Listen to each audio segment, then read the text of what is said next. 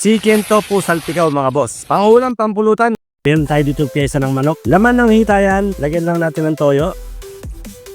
Pamintang wasak. Worcestershire sauce.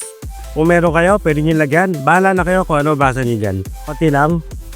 Naglagay ako na isang kutsarang harina mga boss para mabilis kumapit yung lasa para pasok na pasok sa laman ng manok. Bilis naman ang aking kamay mga boss. Lamasan na natin. Paprika mga boss kung meron kayo. Okay mga boss, unahin muna natin ito. Pirito natin. Sunod naman natin yung bawang mga boss.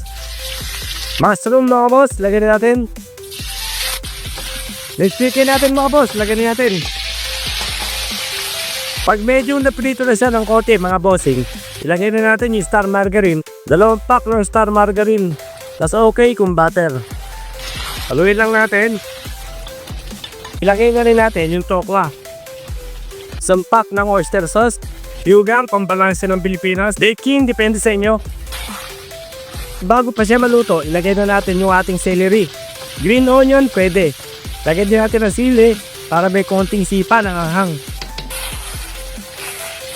At syempre mga boss, pang pinali natin, ilagay na natin yung pinilito nating bawang kanina. Okay mga boss, eto na ang ating chicken tofu talpikaw.